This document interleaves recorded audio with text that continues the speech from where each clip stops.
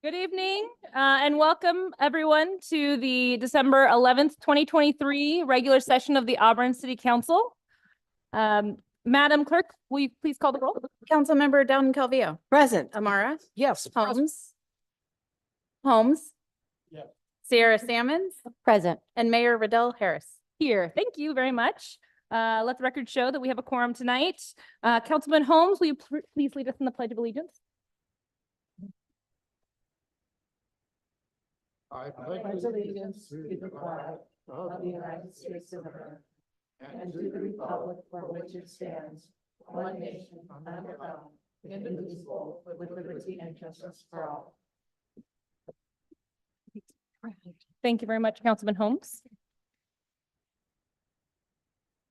Okay, now we're moving on to the mayor's commendations, proclamations, and acknowledgements. The first item for tonight is the proclamation for MAD for Impaired Driving Prevention Month, and we have Lori Bergenstocks. If you could meet me up at the podium.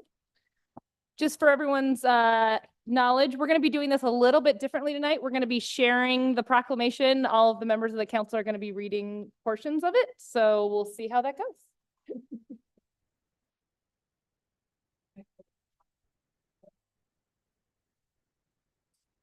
Okay, is this on? Yes. Great. All right. Hi. Okay, so this is for Impaired Driving Prevention Month. Whereas the city of Auburn is committed to promoting the safety and well-being of its residents, visitors, and all members of our community, and Whereas impaired driving, whether caused by alcohol, drugs, or other substances, poses a significant threat to the lives and safety of our citizens, leading to tragic accidents, injuries, and loss of life. And Whereas the prevention of impaired driving is a shared responsibility that requires the active engagement and collaboration of our entire community, including law enforcement, local government agencies, school businesses, nonprofit organizations, and individual citizens. And Whereas by raising awareness about the dangers of impaired driving and providing education and support, we can reduce the incidence of impaired driving and save lives. And Whereas the month of December is Impaired Driving Prevention Month, it provides an excellent opportunity to focus our efforts on impaired driving prevention and to reaffirm our commitment to protecting the lives and safety of our residents. now, therefore, I, Rachel Riddell Harris, Mayor of the City of Auburn, do hereby proclaim December to be Impaired Driving Prevention Month in Auburn and pledge to work together to ensure that our streets and highways are safe for everyone and that we prevent the tragic consequences of impaired driving. Together, we can make a difference. Thank you so much. Thank you for all that you do. And also to our police department, because I know this is a main focus for them. And I know that they've won some MAD awards in the past. So if you would like to say a few words, you can do so. Thank you so much. And I love hearing those words. I'm a resident of Placer County. I live up here in Auburn and work for the Sacramento office. And talking about that partnership, and it's huge. And part of that definitely is the Auburn Police Department. And I have a few numbers I wanted you guys to hear. What Matt is using this month in reminding people, there are 21 million opportunities for us to encounter an impaired driver out on the road any day of the week. And we are very, very fortunate here in Auburn to have a police department that is so focused on removing drunk drivers. I think that our numbers are way down as people who drive out on the roads. And just this year, 152 year-to-date DUI arrests. You have 2 officers who have over 60 DUI arrests. And I will tell you that the average in our Northern California area is about 32 arrests, and that includes CHP. So we're fortunate to have a police department that is working to reduce that. And I feel super fortunate to live here and have a city council that is willing to partner with us. So thank you very, very much. Thank you. Thank you. Yeah.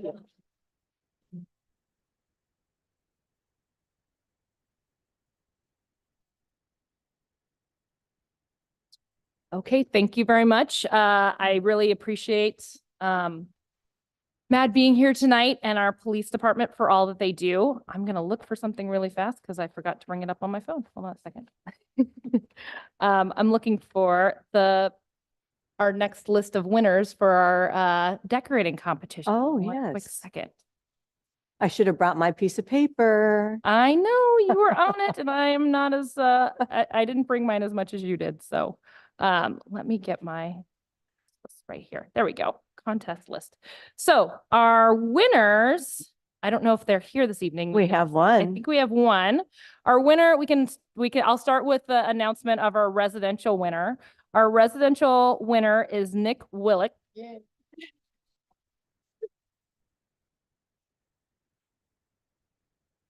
And in order to add to his decorations, we have a yard sign for him that he can display. Bragging rights. So this is your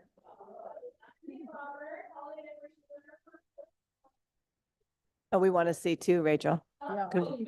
Yes. Oh, it looks great.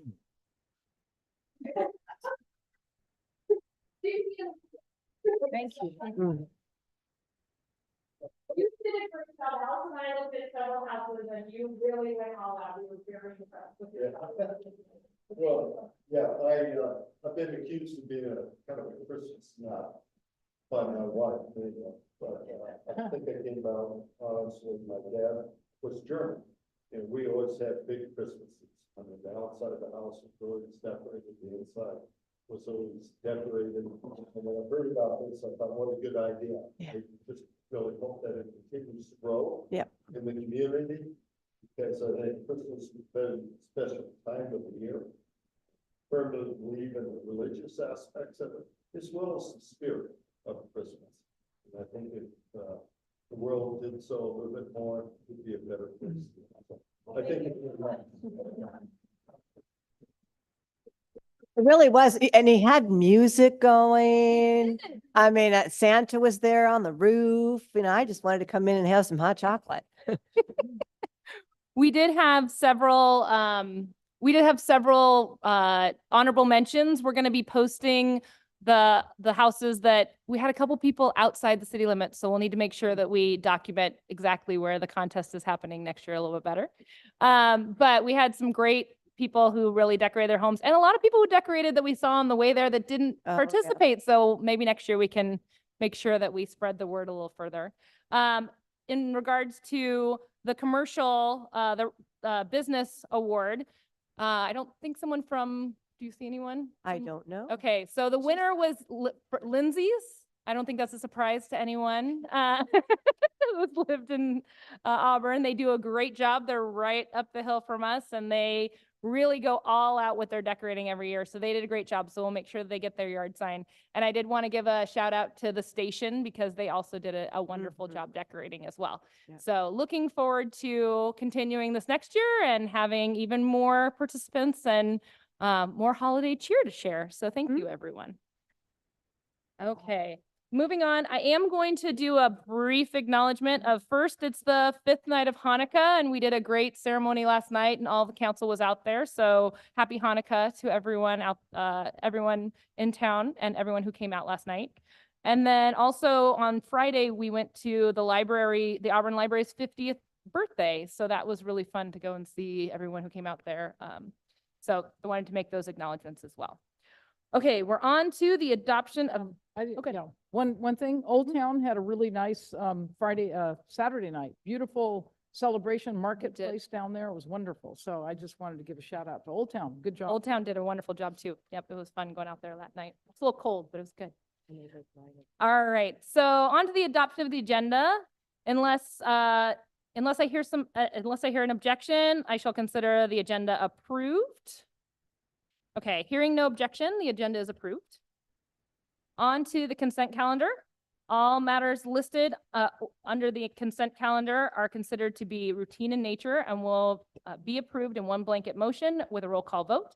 There will be no separate discussion of these items unless persons request specific items to be removed from the consent calendar for discussion and separate action. Any items removed will be considered after the motion to approve the consent calendar. Yes. Yeah, I need to remove item 3 because I have a conflict. Okay. Are there any other items that need to be removed from consent? Yes, item number 4. Number 4 as well. Okay. Anything else? Okay, we're removing items 3 and 4. Is there any public comment on the consent calendar? Hearing none, I'm going to bring it back to the council. I move we approve all the items except for item 3 and 4 on the consent agenda. Second? We have a motion and a second. Madam Clerk, can you please call the roll? Councilmember Dowden Calvillo. Aye. Amara, Yes. Holmes, Aye. Sierra Sammons. Aye. And Mayor Riddell Harris. Aye. All right, that motion carries. Based on the conflict, would it be all right if we did item 4 first? So that way Sandy can remain in the room. All right, so we're gonna move on to the purchase and installation of ADA improvements in School Park Preserve.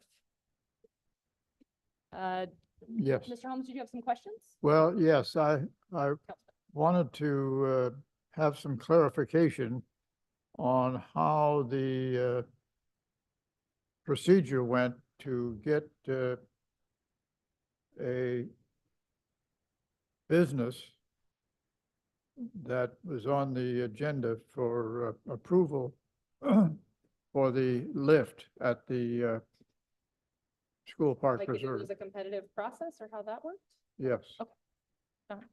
Okay, good evening, Mayor. Good evening, council members. Jonathan Wright, Community and Economic Development Director. We went through an extensive process. We hit up the Googler first and tried to find as many local businesses that actually sell this type of specialty equipment. And it turns out that it's even more specialized than we thought, because anybody who sells a lift around here sells an internal lift. And this is obviously one that's going to be exposed to the weather. So we had that challenge. We even drove around and looked for lifts. In fact, we found one next to Big Five that's an exterior lift and contacted them. And actually, this is the same company. We consulted with local individuals that we knew that work with this kind of thing, and everybody came back to this company. And so that's how we landed on them. The other ones just didn't do commercial grade exterior lifts that we could find anywhere near here. So we solicited at least 5 different businesses to give us quotes, and they don't do exterior lifts. So we were limited to the company that goes with it. They're highly recommended by the people that we do know that that do use their services or do know about them. So. Well, my question was whether there was an RFP that went out to a broader possibility of some company that, this one's in Shingle Springs or someplace, but They have offices locally. yeah. As I understand it, if it's a specialized product that you can't find competition on, you Right. can forego the RFP process. And there's a dollar amount also. Right. Yeah, And we solicited, we did not do an RFP process, but we solicited as many as we could locally, trying to find the best deal, and very limited because it is such a unique product.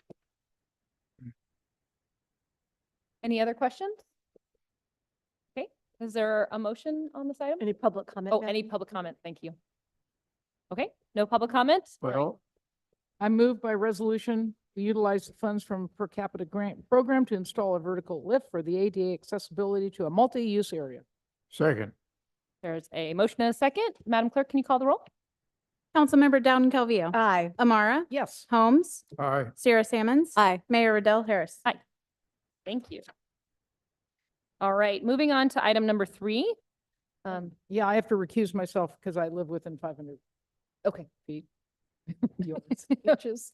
okay, we're using Councilwoman Amara.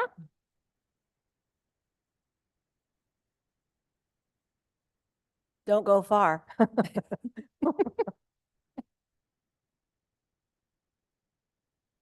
Okay, item number 3, are there any questions or anything that we need to bring up on this item?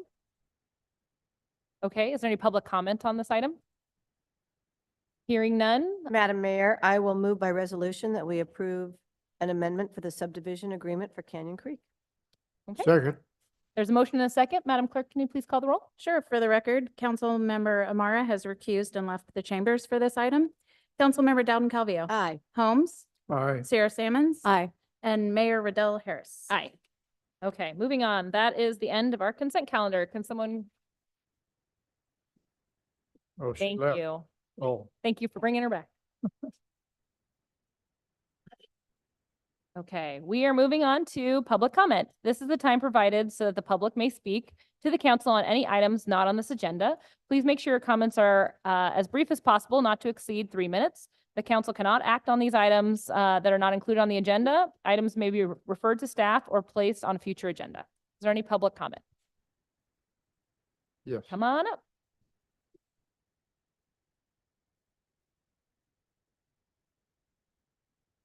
Good evening, City Council, Mayor Harris. Welcome to the position, first meetings. I just want to come tonight and so I attended last week when you guys did the appointment for the vacant seat. And listening to all the candidates and everything, I believe there was a lot, there were better candidates out there than the one that was selected. Now, this is not a personal attack, whatsoever on you. Being on the city council comes with great responsibilities and sometimes, making decisions that isn't in best of your constituents and the community may not agree with. And with me being on the Auburn Union School Board this past year, I just have to be very, very frank here. Some of the decisions and this last year that we've been dealing with is directly related to the lack of decisions or no decisions being made whatsoever. And there was one thing that came up during the appointment process is having a healthy and strong in finances. And everybody's very well aware of what our district has been going through. And I just wanted to come up here and express that, just how disappointed I was with the decision that was made, because we're all also very aware of that this city is going to be dealing with some heavy decision making themselves, dealing with finances over the next couple of years. And so I expected a lot better from this council, and a lot of others that I've talked to have expressed the same to me as well. And so I just want to come up here and express my thoughts on that and just how very disappointed I was with this council of the decision they made last week. Thank you. Sir, I'm sorry. Did you want to enter your name for the record? My name's Jason Wedge. Thank you. Thank you. Okay, is there any other public comment that would like to speak tonight? Please come up.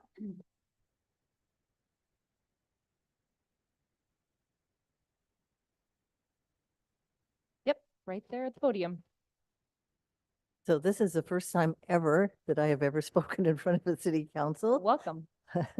But I just feel like my concern is that a week ago Thursday, I had company for Thanksgiving, and my sister, who had hip surgery, fell at my house, and I couldn't get her up. So I called the fabulous Auburn Fire Department, and they came and got her up, and they were wonderful, totally impressed. But when I asked them, did they come from the fire station right in at Maidu in Auburn Folsom, which I live in Falcons Point, so that's where I would expect they come from. And they said, no, that's been closed for at least 2 months. So needless to say, I was very concerned about that. And they mentioned that there might be staffing issues. And so my opinion is that we need to work on getting this fire station opened. Last year, the fire season wasn't as bad as the previous 2 years.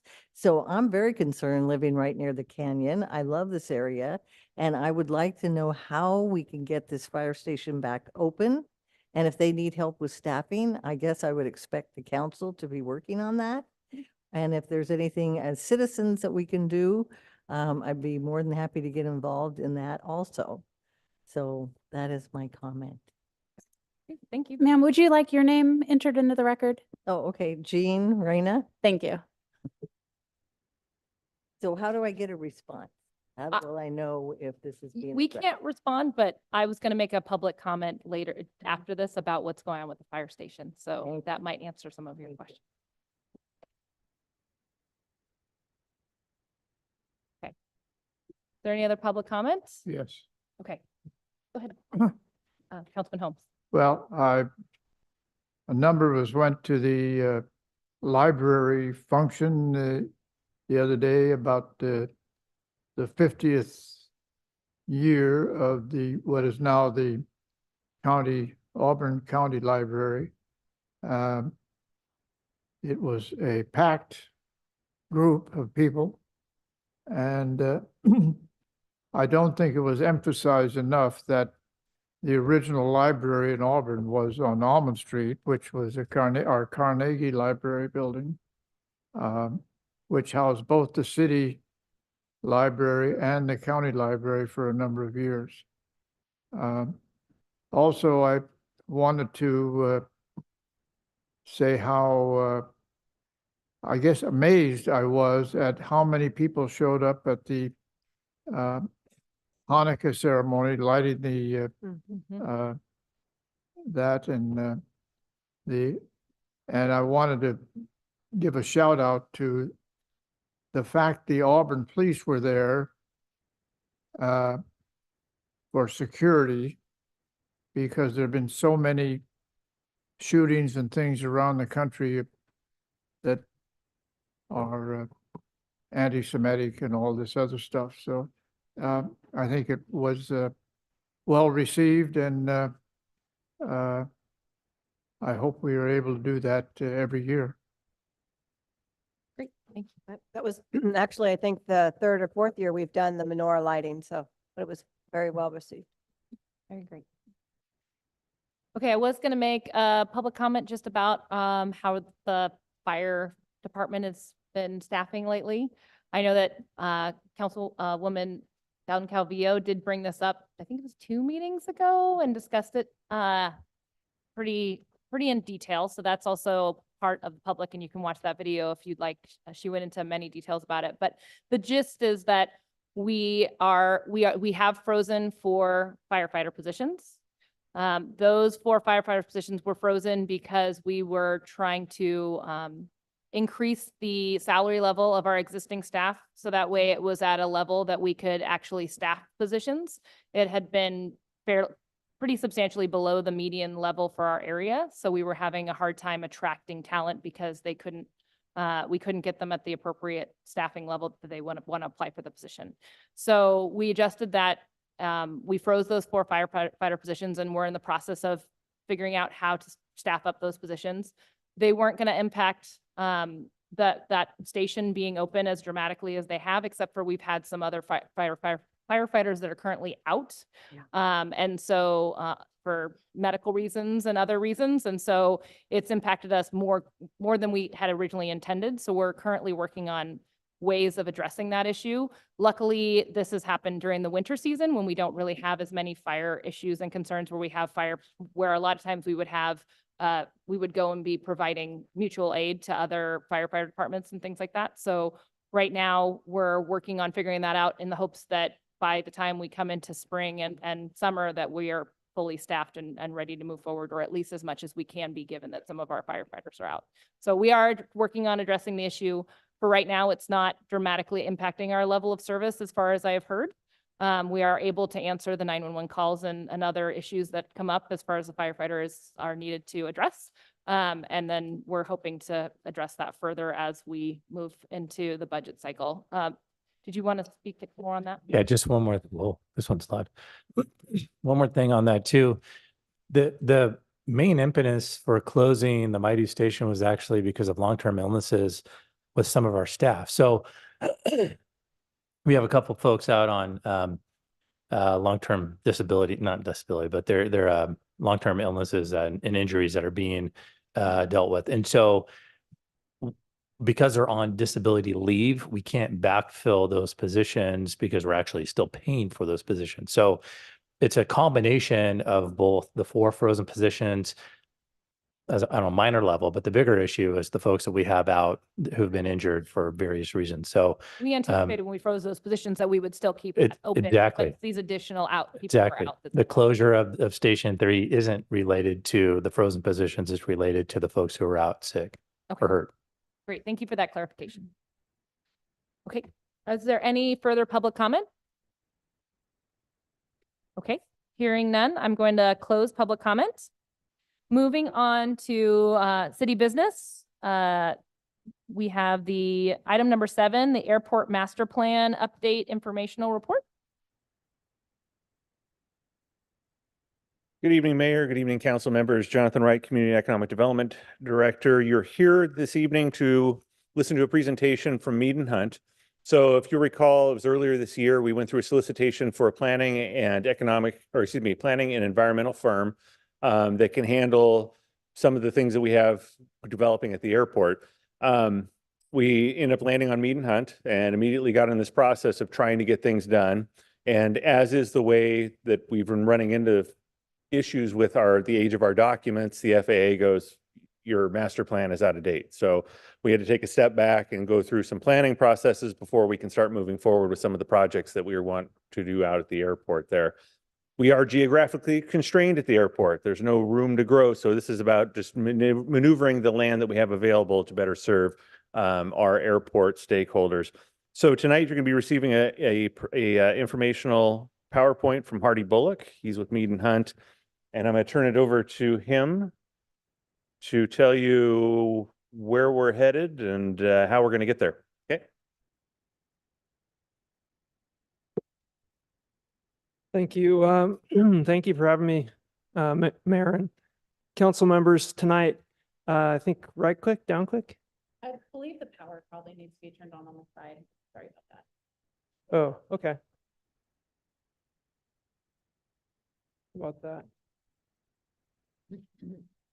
Oh, here we go. Thank you. Okay. My name's Hardy Bullock. I'm a senior planner with Mead and Hunt. We're your airport master planning consultant on this project, and I'm happy to say I grew up flying in and out of your airport, Auburn Airport, 25 years ago, and I learned to fly in Nevada County, and now I live in Truckee. So being part of this master plan is a real honor, and I'm looking forward to working with you and Ty and Jonathan on this.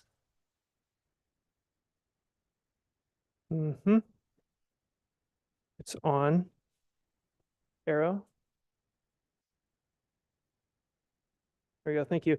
So this is our consultant team. Obviously, I'm the lead planner. I'm the senior planner. Gemma Gibbons is from our Seattle office. And then Lisa and Corbett are both senior planners out of our Windsor office in Santa Rosa. We also have an engineering office based in Sacramento.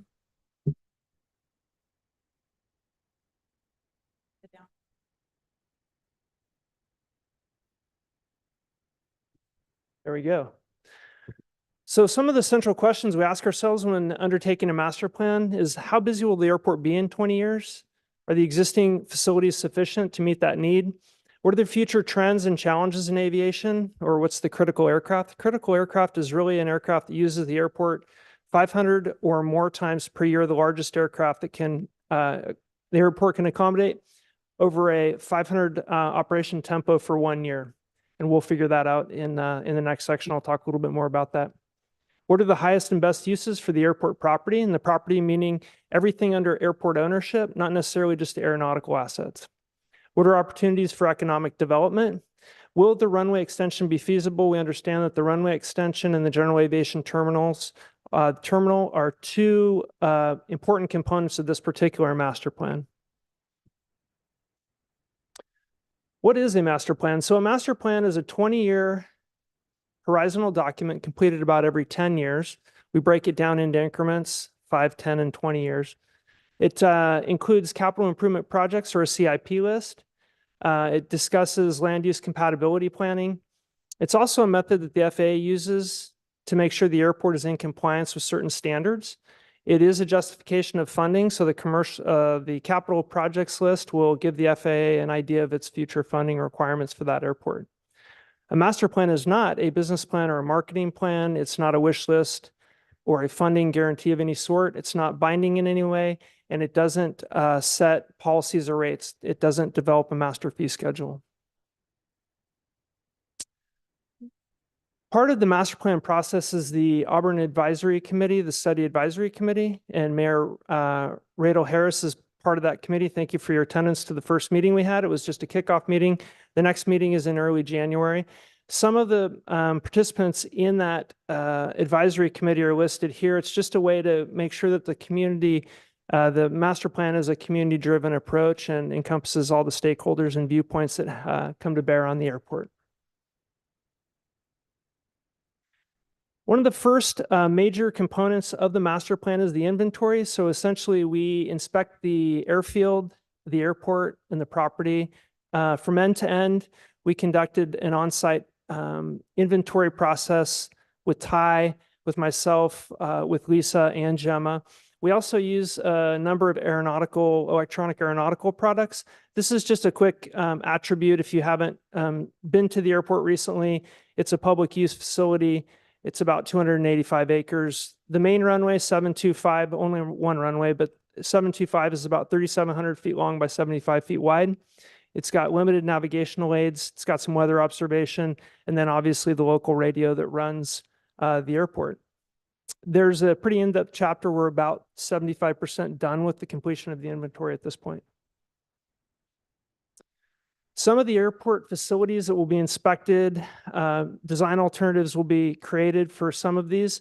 You have the terminal building, which is what people think of when they drive in directly on the right across from the restaurant. There are multiple hangars. The fuel farm are all the fuel vessels for both jet and avgas. Tenant facilities, small businesses, the adjacent industrial park, the runway itself, adjacent run-up areas, taxiway alpha, which is a parallel taxiway, and associated open space, particularly on the north side of the field. The environmental portions of the master plan handle two pieces, mostly CEQA and NEPA. They're designed to identify existing environmental conditions and summarize or report known resources. Obviously, the entire goal is to avoid and minimize potential impact of any of the planning elements or the future development of the airport on the natural surrounding habitat. There's two elements that are adopted by the FAA. One of them is the forecast, and the other one is the airport layout plan, which I'll talk about in a minute. The forecast is really a future-looking assessment of the general operational tempo of the airport. It's done on a 20-year planning horizon, and we break it down into increments, 5, 10, and 20 years. The baseline forecast for Auburn Airport is going to be the 2023 year. That's the fiscal year for the FAA. Unfortunately, that data is not available to us or to anybody else until the early portion of 2024. So the forecast is a key element in the master plan. Unfortunately, we're not going to be able to get started on that in earnest until the early part of 2024. Some of the activity indicators used to develop that forecast methodology, it's a combination of a number of different data sets. Commercial operators, even though you don't have a commercial service airport, but that's one way we can judge the vitality and health of a future-looking aviation type of business, and operational tempo at your airport. Manufacturers, the actual aircraft operations, which I'll have a slide for you in a minute, and then the number of based aircraft, or the aircraft that are actually hangared, live, and operate into and out of the Auburn Airport. And then again, the critical aircraft, which is the largest aircraft routinely using the airport. And then we're going to talk a little bit about electric aircraft too, because that's kind of a piece of technology that's coming to bear on general aviation airports. The existing operations and based aircraft are summarized for you here. Itinerant air taxi or air charter or 135 operators, about 1,100 annual operations. An operation is either a departure or an arrival. So on the itinerant general aviation, would be people that come and go from the airport, not based at the airport, not making local flights, not flight training. Local general aviation would be flight training, people that are based there, operating close to or regionally within the airport system near Auburn.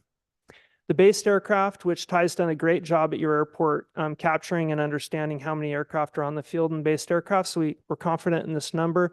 He's done a good job there. You're looking at about 235 based aircraft at Auburn. The airport layout plan is one of the document sets that the FAA approves. It's a compendium of documents, mostly technical engineering documents and drawings. They have the Aegis Airport's GIS base map, They have the current airfield conditions, the design surfaces, which are designed to protect from obstructions and terrain. And then the future projects will be listed on that map. Building information, setbacks, airspace plan, things of this nature. This document is required for any of the airport's FAA grant funding, which Jonathan mentioned earlier. Project timeline, I'm not going to go into great detail here, but it's essentially 12 to 18 months. It's all variable depending on how long it takes the FAA to respond back to both the forecast and the ALP chapters. We do expect this to take the bulk of 2024. I would not expect it to go beyond the spring of 2025. And ultimately, all of this is building to creating design alternatives for the airport that meet the needs of the airport and also reflect the community that the airport serves, which is definitely within the purview of this body and also your leadership at the city. So we really want to make sure that we synthesize your understanding of what your community needs out of this airport. That's essentially what we're trying to get to in the spring of 2025. There's multiple inputs for both the study committee, the public at large, and also the selected body to weigh in on that process. And I'm happy again to come back to you at any point in the process based on your direction to give you an update on this plan. And with that, I'll take any questions you may have for me and can explain more if we need to on the slides that are here. And once again, thanks for taking the time to go over this. Thank you so much for your presentation. Council, do you have any questions? Just looking forward to your work on this. So thank you very much. Very excited about making improvements at the airport. So. Councilman Holmes, Thank do you you. have a question? Yes, you touched upon it very briefly, but since we are located, surrounded by Placer County, has the county's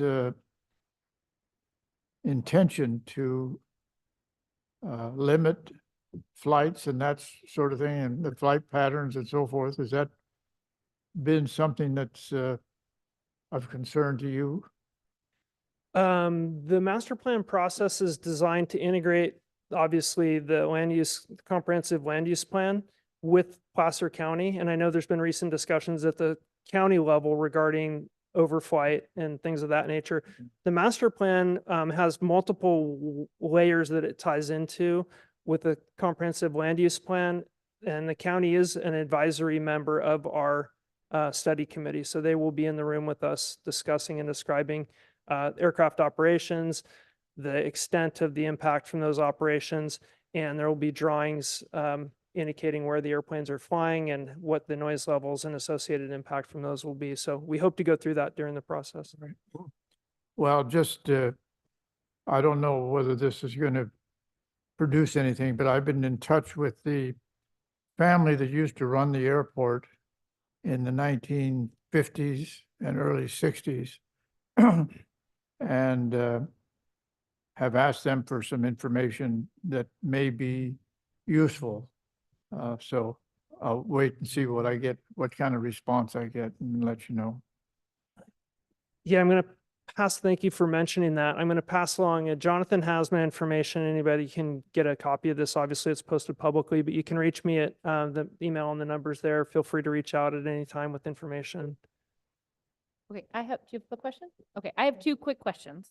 So first is, for the entities that are out at the airport that are in public service and safety, like CHP is out there and also PG&E does a lot of work out of our airport. How are they integrated into the airport master plan? Because a lot of their services come from the airport. Yeah, it's a great question. So the aeronautical stakeholders are going to be integrated. Basically, we're going to work with them directly. So we will be talking to them. We'll be having schematic designs of their footprint and their layout.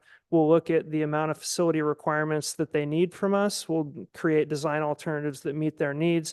Those will be brought forward to Jonathan and Ty so they understand what the potential outcome of those alternatives would be.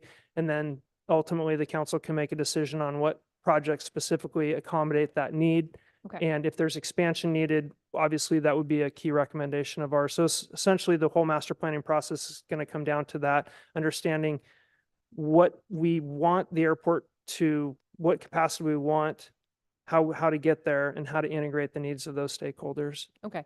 I just wanted to make sure, because there's certain stakeholders that may have a bigger impact like CHP and PG&E on the greater community Mhm. versus those who are just private users of the airport. So I just wanted to make sure that we're taking that into It's a good account. point. Yep. Okay, the other question I think that we had brought up in the master plan meeting that I just wanted to clarify is, we had talked a little bit about looking at, you said, we've talked about how it's constrained in its space, but we also talked a little bit about looking at the landfill and whether that's a possibility Mhm. to use for expansion.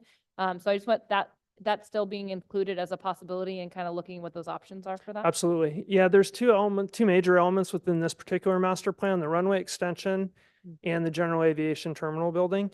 And they're both quite large studies in and of themselves. And the airport's done a great job of prioritizing the larger study component of both of those. But the master plan will essentially do a top to bottom alternative review and assessment and feasibility, which will be contained in the master plan. So you're going to see general costs, general dimensions, and general timelines and project outlines for both the runway extension and the terminal within this master plan.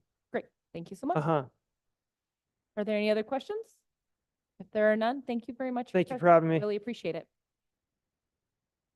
Okay, on to our next item, the general plan presentation. Jonathan, it's your night tonight, apparently.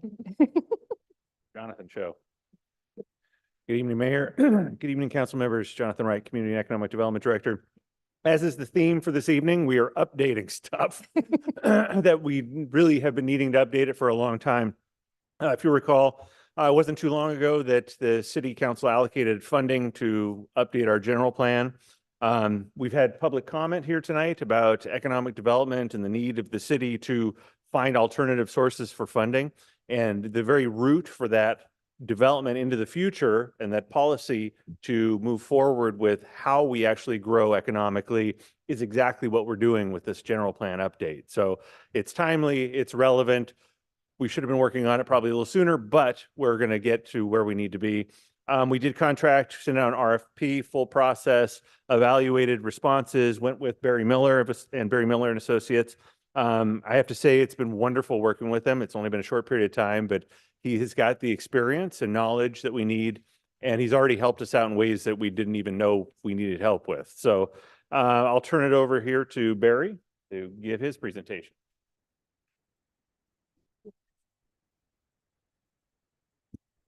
Thank you, Jonathan, and good evening, council members, mayor, and the public. We're going to walk you through some highlights of the general plan update. Apparently, the hardest part is figuring out how to advance the slides. So let's see. There we go. Okay, so just a quick overview of the consulting team. Jonathan mentioned that he brought my firm on a few months ago, and we have a large team of sub-consultants. I'm a sole proprietor, so I act as the project manager and write the plan. But doing that requires a team of specialists, and you can see here, we have an economist on our team based in Sacramento. We have Plan to Place, who is a community engagement firm. They're experts in things like web design and community meeting organization. Genevieve Marsh Design. Genevieve's here in Auburn. She's a native resident of Auburn and is also a designer and a community engagement specialist as well. And she's been working on the downtown form-based code. So we have a good link to that process. Rick Koss is a GIS, Geographic Information System specialist. He's working on a lot of the mapping that goes with this project. This is a spatial project. It's about the city. It's geographically based. So there's a lot of mapping and data and analysis that underpins the effort. Rincon Consulting is an environmental firm. They're preparing the EIR for the general plan update. And Fair and Piers is a transportation planning firm based in Roseville. And they're looking at traffic, transportation, and congestion management and ways that we can have a more balanced transportation system in the future. So just some context for the general plan update. This is a mandatory document. It is required of every city and county in California. It's actually been the law that every city and county has had to have a general plan for about 85 years now. So this is not a new requirement from the state. It has expanded a lot recently, though. The scope of what's in a general plan keeps getting bigger.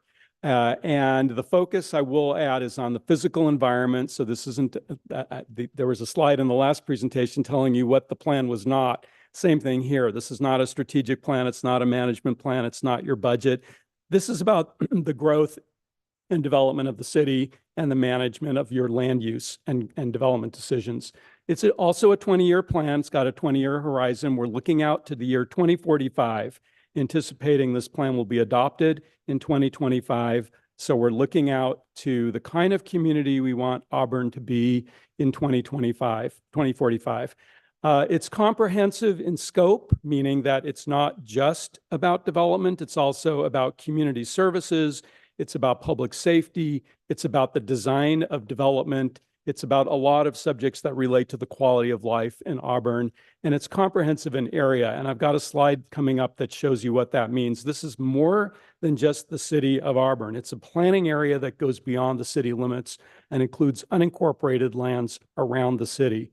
In most communities, the plan is updated every 10 to 15 years. You're not alone in waiting 30 years, but it is a good time to update it now. The other point is that this plan is subject to the California Environmental Quality Act. In this case, what that means is we have to do an environmental impact report that looks at the effect of growing in a particular way over the next 20 years. What effect will that have on the environment, and what policies and programs do we need to adopt in order to mitigate any potential significant impacts? So I won't go into all of these points, the purpose of the general plan. I will just make a kind of global statement that the purpose of this plan is really to protect and enhance the quality of life in your community. It's really about making neighborhoods stronger, making business successful, being economically sound, being fiscally responsible, protecting public health and safety, and guiding capital improvements and your public works and physical planning decisions. This is also a chance to engage the public in a dialogue about the future. If you think about when the last general plan was prepared, 1989 to 1992, there are a lot of folks here now that didn't live here then. There are a lot of folks now who weren't born then, and we want to give them a voice and engage them in the process and really hear from Auburn residents about what the future should look like. And it makes a difference. I think this slide is really compelling because that's the 1964 general plan for Auburn on the right side of the slide. So you can see the 64 plan, the 77, 78 plan, and the 1992 plan kind of lined up here. Those are the three major planning initiatives of the last 60 years. But that first plan envisioned a city of 150,000 people, right? With not only the 80 freeway, but a 49 freeway and a beltway that encircled the city. And of course, the dam and the reservoir are shown prominently. This was the plan that was going to guide the future of the city 60 years ago. And it was changed in the 70s and changed again in the 90s. So the point being that this can have a big impact on the look and feel of the community, and we want folks to be engaged and aware. The existing plan was drafted about 30 years ago. There was a 13-member advisory committee that steered that process. There were 16 public hearings to adopt that plan in 1993. The interesting thing is that that general plan expanded the size, the geographic area of the planning area, but it reduced the population and employment forecasts by quite a bit. However, you'll see here, it's still anticipated that Auburn would have 24,000 people in the city and 54,000 people in the planning area, which includes North Auburn, by 2012. So the forecast was optimistic, perhaps. One thing to also point out is that the county was preparing the Auburn-Bowman Community Plan while the city was preparing the Auburn General Plan 30 years ago. That plan is also being updated now by Placer County. So the mandatory elements of the general plan are up here on the screen. You see a few of them are highlighted in gold. The housing element and the safety element were updated in 2021. That was to comply with state law. What has not been updated are the land use elements, the circulation element, the conservation, open space, and noise elements. These are all mandated parts of the general plan, and they haven't been updated in 30 years. So that's a fundamental part of the work that we're doing now. The other point is that the state allows cities to adopt optional elements, and these are parts of the general plan that aren't required by the state, but they reflect local issues and topics of importance to the community. So currently in your general plan, you have an economic element and you have a historic element. We plan to retain those elements in the new plan and potentially add an element on community services and facilities, and an element on arts and culture, and potentially expand the historic preservation element to also include community design, the look and feel of development. So just some basics about what is in the general plan. You have a lot of background information and text, a lot of maps, and then you have this kind of pyramid of statements, goal statements, which are the highest level. You know, we want a safe city, we want clean air and water. Those are kind of what our goals are for the future. Then there are policies which are more focused and directed. So we want to adapt our transportation infrastructure for electric vehicles, or we want to create a city that's more pedestrian and bicycle friendly. Those are policy statements. And then actions are the specific steps that you can measure, that you will take in the future over the course of this general plan. They can be assigned to a particular department. They can be given a time frame, and they can be used to track progress on implementation of the general plan. A couple of other key terms, and you can see one of the other reasons you need to update your plan is the maps are terrible in the existing general plan. I don't think I'm offending anybody by saying that. That map at the top is the land use map from the 1993 general plan. It is barely legible, and we did find a more legible version of this map in the basement, which we're cleaning up, but we're starting to develop GIS layers that have this information so it's clean. You can zoom in and see what's happening for an individual property. It's much more user-friendly. And then the zoning map, which is on the bottom, which is much more prescriptive than the land use map. The purpose of the general plan land use map is to really show at a kind of a broad level, what are the uses that are going to be happening in different parts of the city. The zoning map is regulatory. That's, you know, how far back does your structure need to be from the property line? What are the permitted uses and so forth. So it's a more prescriptive map, but the two have to be consistent. As part of this process, and I will say this is a big part of the work scope that has to be done as part of this, and that's an EIR that looks at all of the topic areas that you see on the screen here. And it's asking this question of, could adoption of this new general plan, which we'll be presenting to you in about 18 months, could it have a significant impact on all of these different factors? And if so, what mitigation measures are required to avoid or lessen those impacts? And some of those measures get incorporated into the plan as policies and actions. The important thing about this EIR is that once it's done, future development that is consistent with the general plan can use this EIR to expedite their own environmental review. So whereas a project today might have to do its own full EIR to address all of these issues, in the future, projects that are consistent with the general plan EIR can rely on that document. And that's called, is called tiering off of the general plan EIR. I probably don't need to go into why we need to update the plan now. I think the 30-year time frame, the fact that the horizon year of the plan was 2012 and that future envisioned by that plan is already history, really says it all. But there are also a lot of state laws that have been passed, particularly in the last decade. There are a lot of new issues. The best practices for planning, long-range planning, have changed. This is also, as I said, an opportunity for civic engagement. And it's an opportunity to look at economics and fiscal circumstances in a way that the previous plan really didn't. Here's the process and our timeline. We're looking at having a public review of the draft general plan available by summer of 2025. That would then come to the Planning Commission and the Council for adoption hearings in the latter part of 2025. So it is a fairly long process. Right now, we're still in the initial engagement and kickoff phase. We'll be doing data collection. We are already doing data collection and analysis. All of the icons that you see on this diagram are opportunities for the public to plug into this process and weigh in. And we've developed a number of methods to hear from the community. I will announce now we have 2 community workshops that are scheduled. We'll be pushing news about those dates in the next 2 months, but the first one is February 22nd.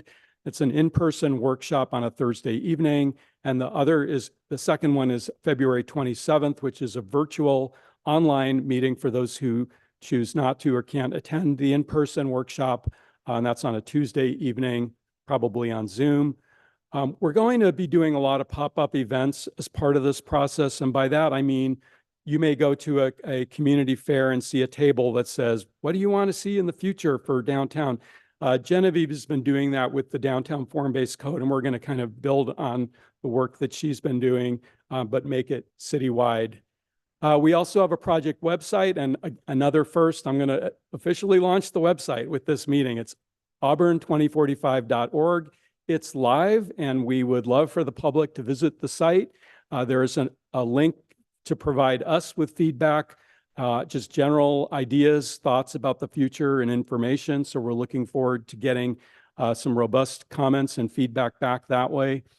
We are going to be doing a community survey in the next couple of months that'll go out online to anyone in the planning area who wishes to take it, looking at various issues about the future of the city.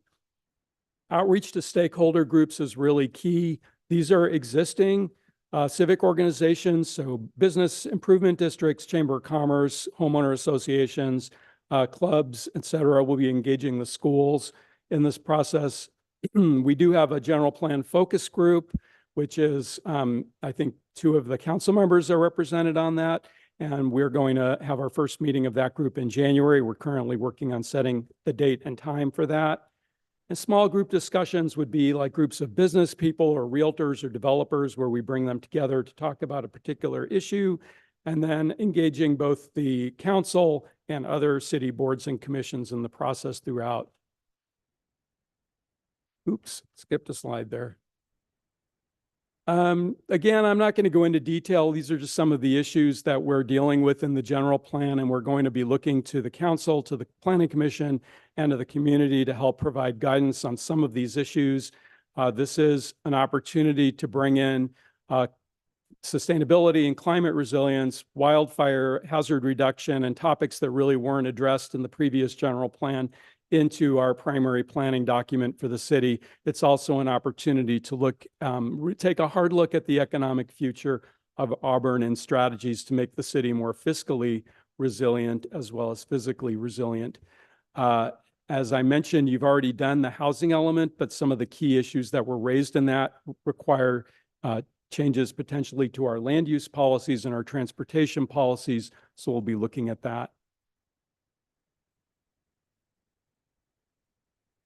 Okay, I mentioned that the planning area was more than just the city limits. This is a map of the Auburn planning area. The city is in gray, and the green area is unincorporated land that is part of what's covered by the Auburn general plan.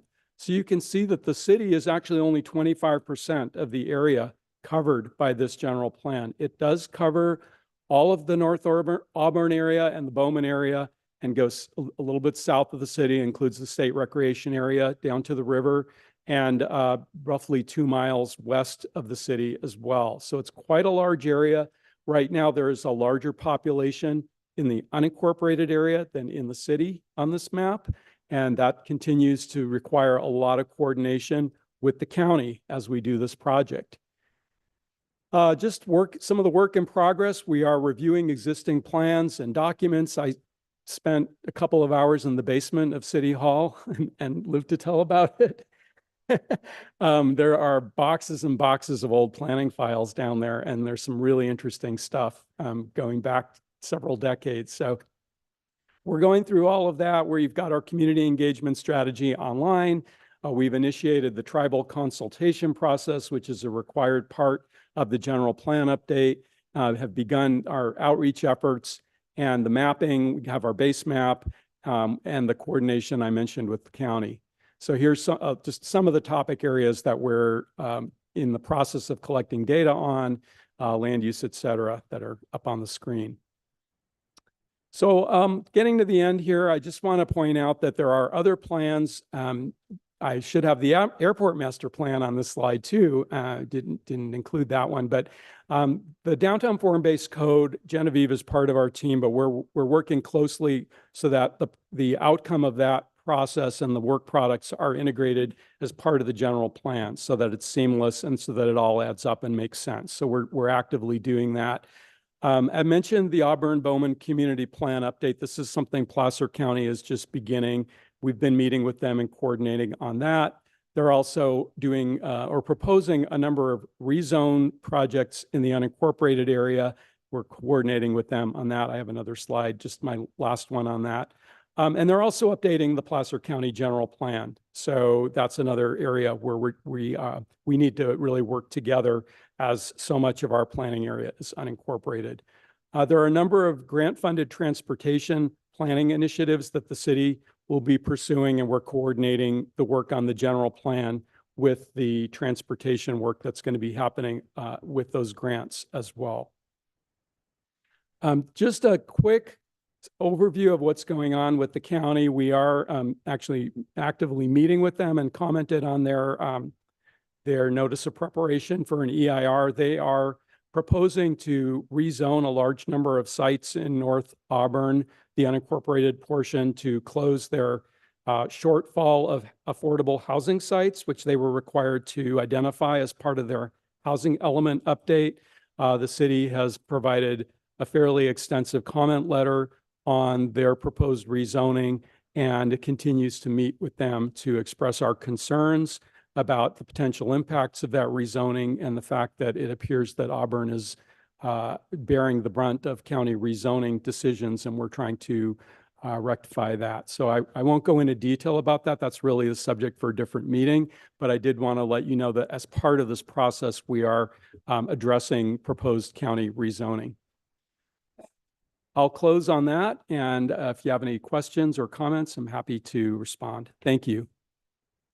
Thank you very much for your presentation. As the council knows, the general plan is one of the things that made me want to run for office, and I'm so excited that it's finally getting done. And I like to say that the last general plan was when we didn't have internet or cell phones widely used, so things are a little different now than they were. So I'm very excited about seeing where we're going in the future.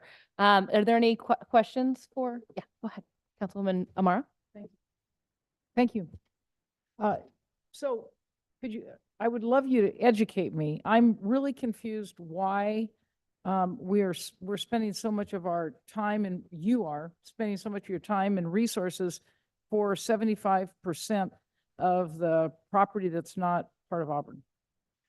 Sure. Well, the focus of the general plan is on the city. So we are covering this larger geographic area in the planning process.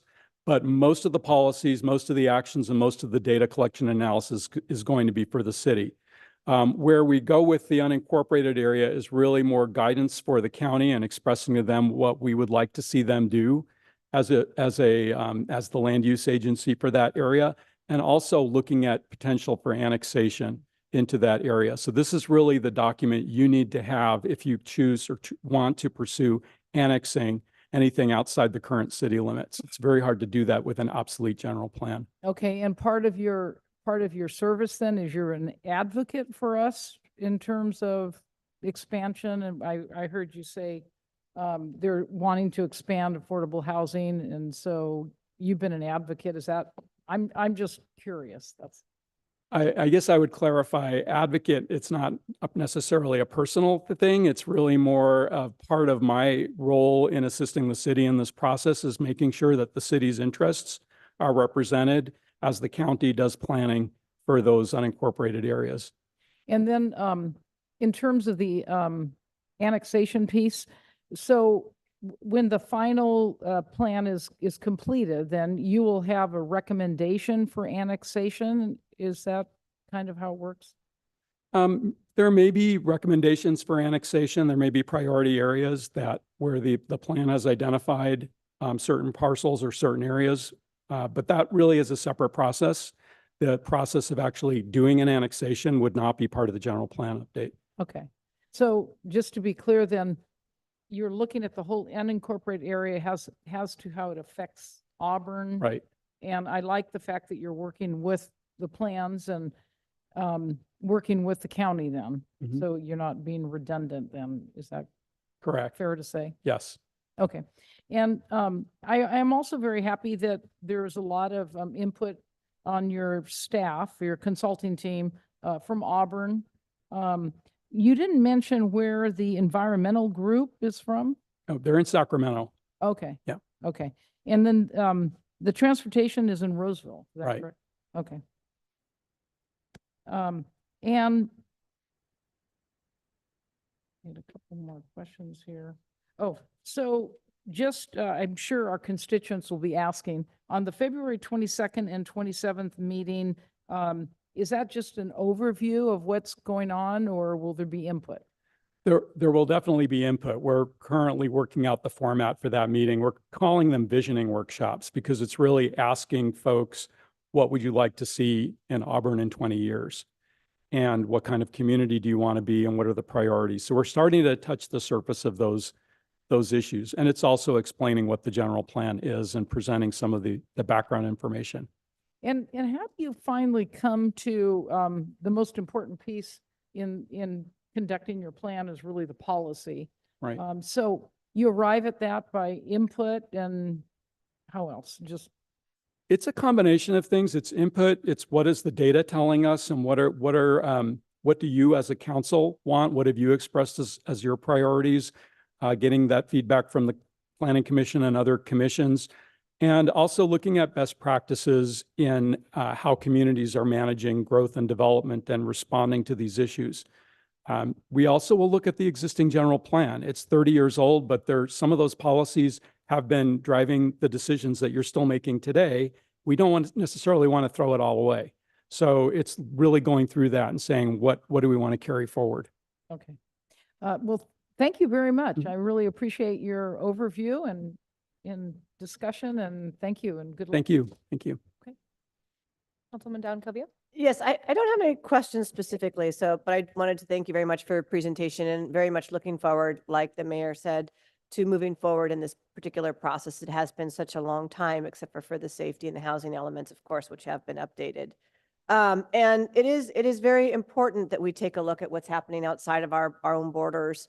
You know, I would love to take a peek at that 1964 general plan where they forecasted 150,000.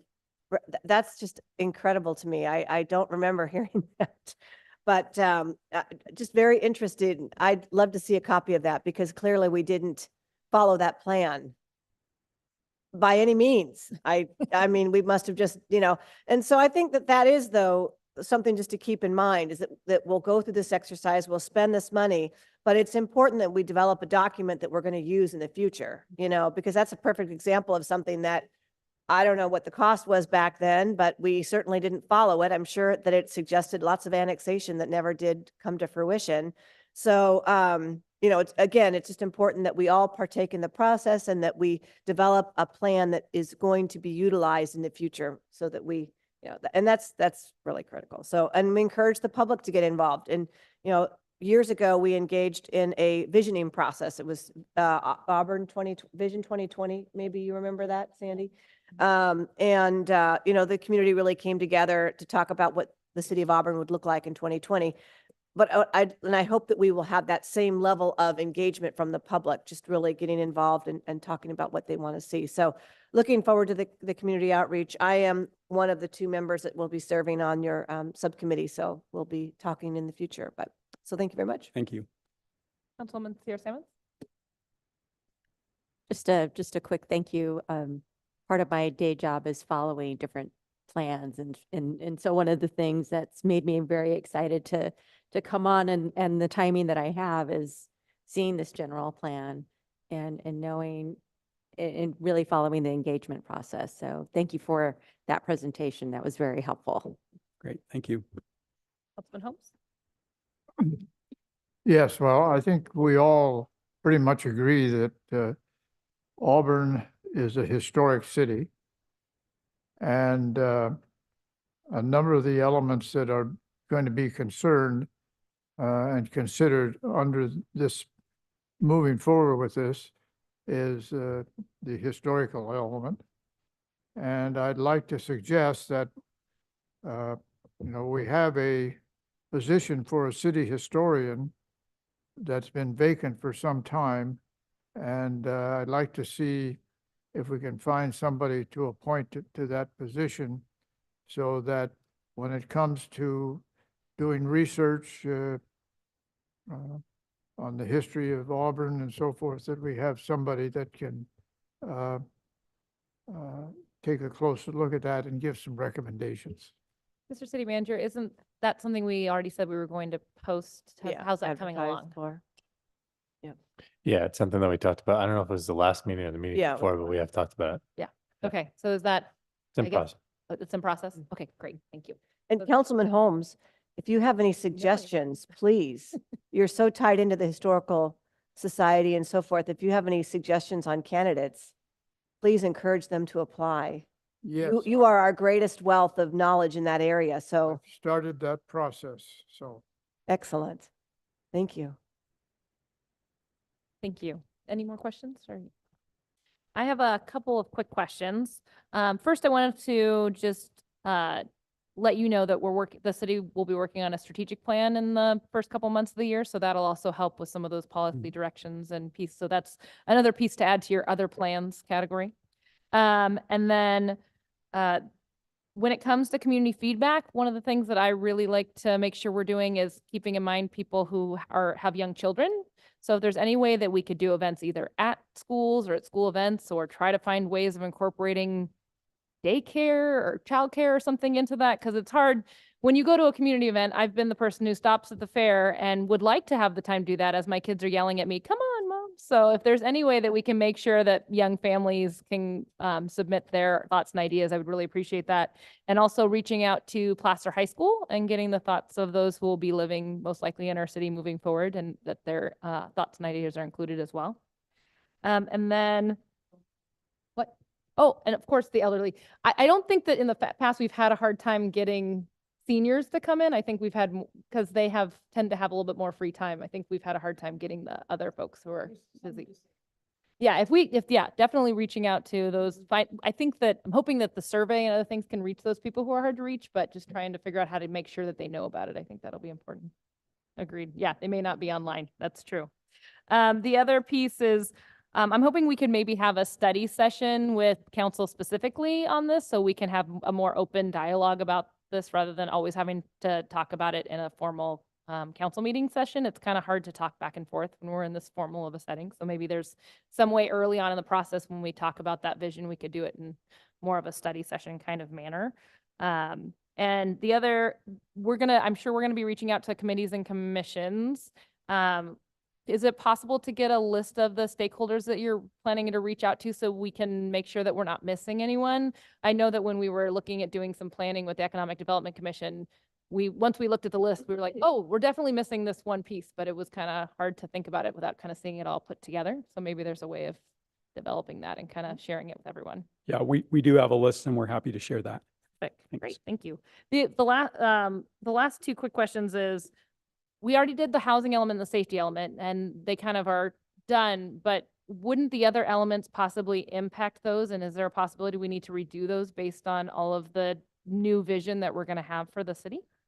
So you wouldn't need to redo them. You might need to amend them. Amend. So it's just looking at internal consistency, depending on what changes we make. If we identify new housing opportunities as part of this process, you can amend your housing element to identify those.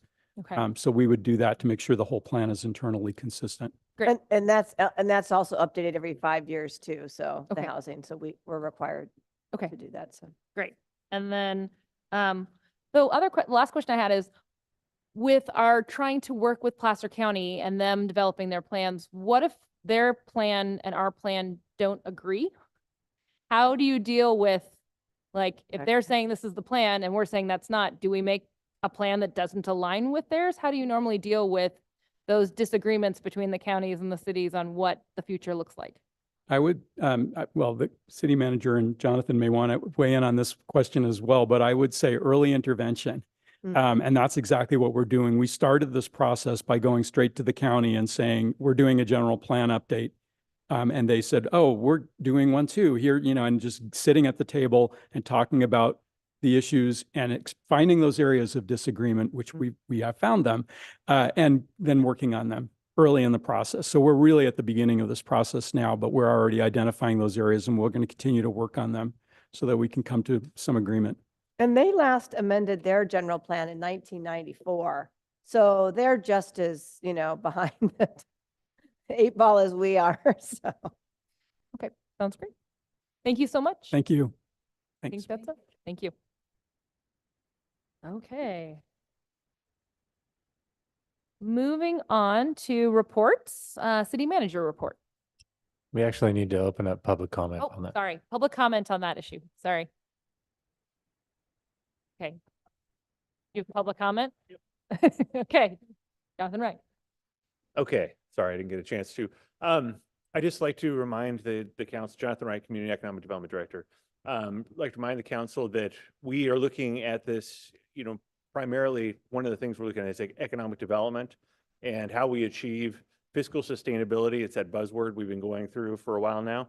So I just want to make sure that it's in the mind of the council that we need to be open-minded in the things that we're going to be doing in the future.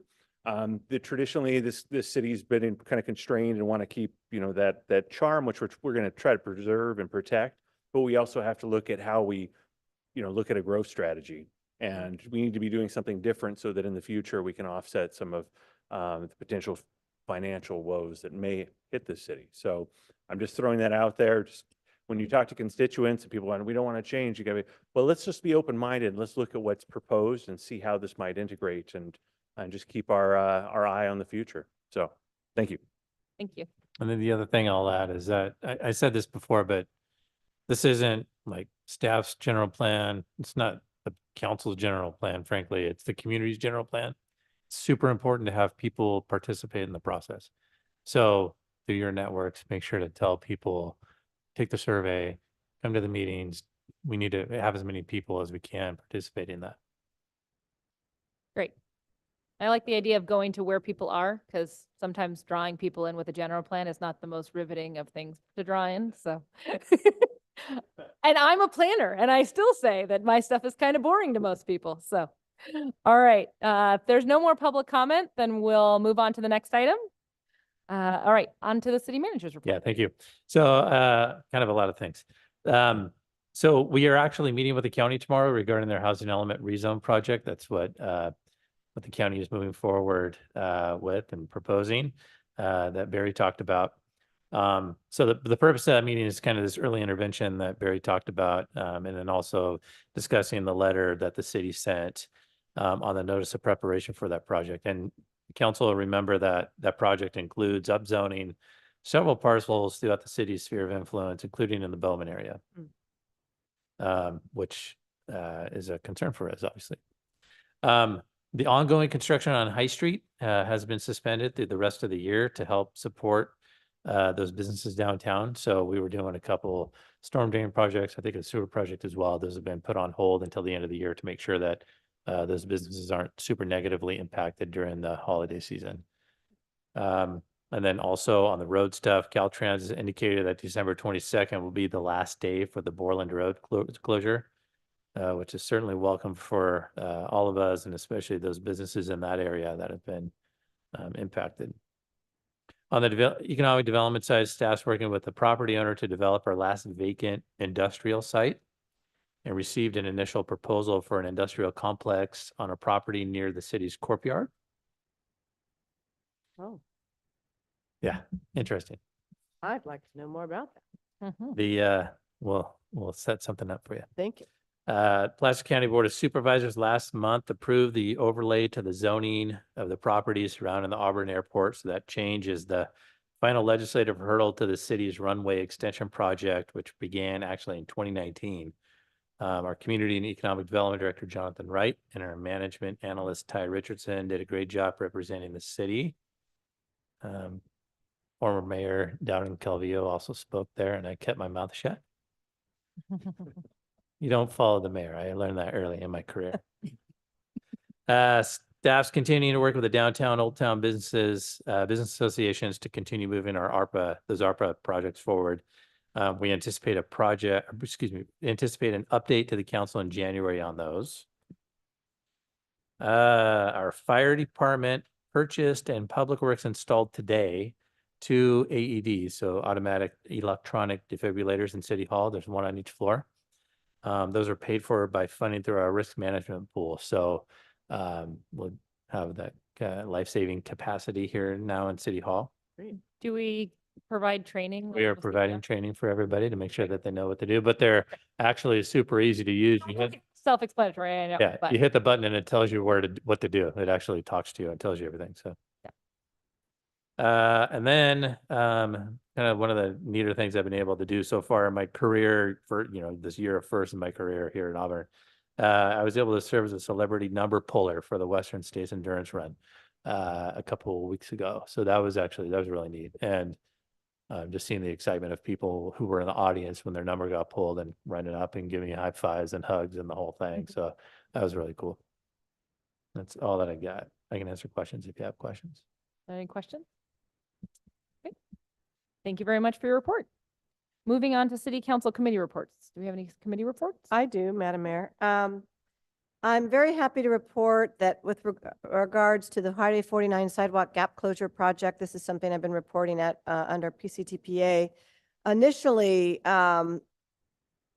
we were, because of the overrun cost for PG&E to underground the utilities, that cost went to like $1.7 million. We were going to have to downscope the project, but now we were able to find some other funding sources under PCTPA so that we can almost get back that entire $1.7 million for the Highway 49 sidewalk gap closure project, which is sidewalks, 2.8 miles of sidewalk and ADA improvements along State Route 49 between post miles 3.1 and 7.5. So from I-80, through to the city, past the city limits. So the project is a $13 million project that's funded with ATP monies. So good news on that front. I'm glad that we didn't have to downscope that, but that will affect our businesses that are along 49 on the Staples side. So, and those businesses have been compensated because there will be limited access once we're working on those sidewalks and those other improvements, ADA improvements on that side. So construction should happen relatively soon. So looking forward to seeing that. I also wanted to report that we had a SACOG meeting today. And just as an FYI to the council and to the public, we are looking at establishing a new joint powers agreement to address toll roads on I-80 in the Yolo County area. It's I-80 from Yolo, Solano County line to West El Camino Avenue in Sacramento County on US 50 from the I-80 US 50 interchange to the US 50 I-5 interchange. They're looking to develop a toll lane in this particular roadway. So we're working on the establishment of a joint powers agreement or the governance of that. Of course, this is all state freeway and Caltrans is responsible for it, but we talk about the funding and other aspects of it and what happens if there's additional funds that are collected from the tolls, in the event that we actually collect more than is needed, which is probably not likely, but. So it's not toll the whole way. It's just one of the lanes like they have in the Bay Area. Yeah, You like pay more to exactly. Kind of go Yeah, faster. so they're looking at doing a toll lane essentially like they have in Southern California and also in the Bay Area. So something very similar to that. But so we're just starting our discussions with regards to the establishment of that JPA. But it looks like tolling in the region is coming our way. I mean, they've actually identified. Well, that's part of it is they're gonna, I think that the carpool lane will be, the toll lane will take part of that. There's on their devices that do the toll, there's different settings and you can put it in carpool mode. So it doesn't cost as much as they have like 1, 2, 3 plus kind of settings you can do. Yeah, so they'll still encourage, and buses that can use them and things of that nature. So, and there's also some talk about subsidizing some of those toll and again, this is an incredibly comprehensive process, but we're just starting the discussions on that JPA. So, so more to be updated, but just kind of want to give folks an idea that this is forthcoming, at least outside of our region. It's in our region, but not outside of the county, of course. Last week I was in Carlsbad attending the League of Cities board meeting and league leaders as a member of the board of directors for the League of Cities. And we adopted our advocacy priorities for 2024. I'm just going to very quickly indicate what they are. Safeguarding local revenues and bolster local economic development, strengthen climate change resiliency and disaster preparedness, improving public safety in California communities, specifically with regards to Prop 47 reform, and expanding investments to prevent and reduce homelessness and increase the supply of affordable housing. So these are the priorities that will drive our advocacy program for the League of Cities, and some more to come on that end as well. We also, the League took a position on Prop 1, which is the governor's mental health bond, and the League voted to support that particular proposition. So I encouraged a no position because the proposition actually contains additional language that would allow the further chipping away of local control when it comes to some of the mental housing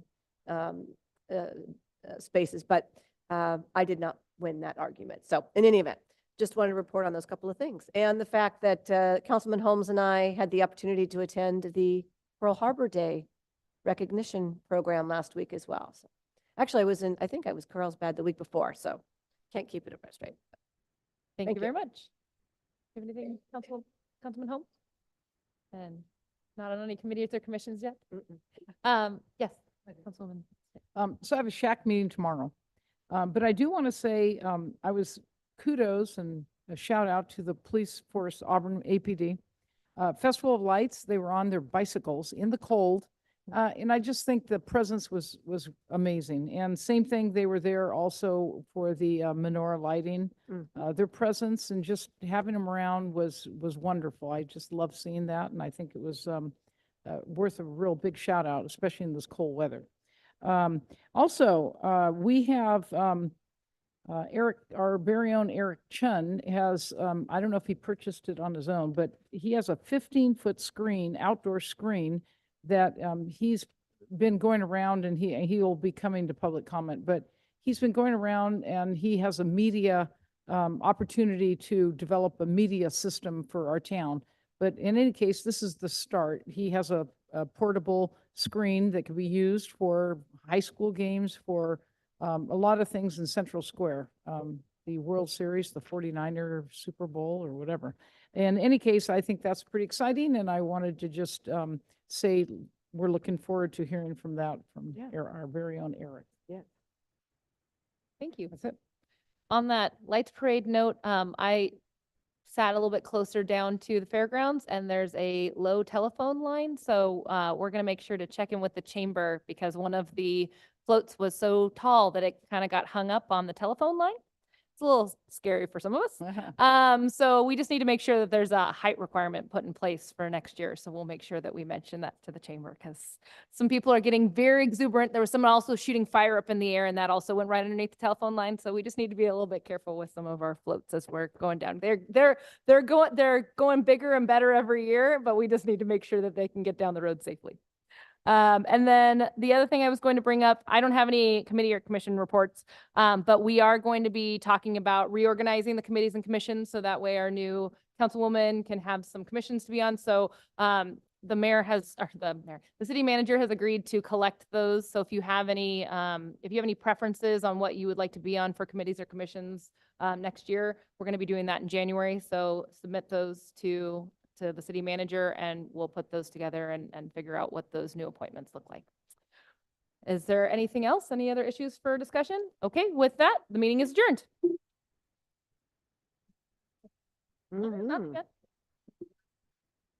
Oh, I don't know.